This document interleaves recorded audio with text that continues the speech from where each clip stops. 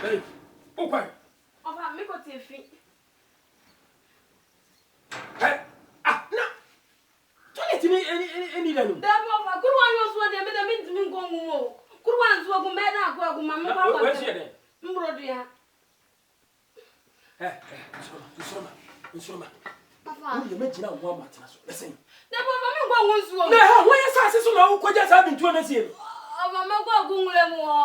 Enwuram. Ni me bo me din se me wo faase akọ toilet wo wuram. Ofa me nko na ne nka. Hey, mitimi nkoyi ma no ahomfie. Besen sua so tra. Kuruwa nsuo agu me de me nimu. Enye kuruwa. Ofa me nimu kuruwa.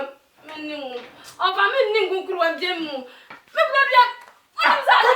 Are you ho your friend say Mama crab refi asem ka. Men sabati me ahunu so oda kuruwa anye ho. Men sabati me nya saade. Won sabati die. Men sabati me de me pe Mbrodua hia.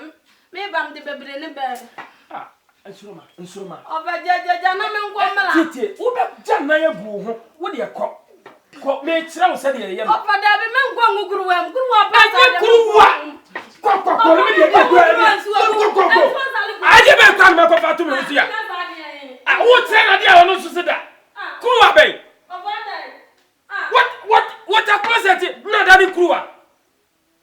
Ti ro wa ka kotam Mbrodua de. Eti cha se wo nyina sisa bag. Efre kwa na se na de dura. Kwa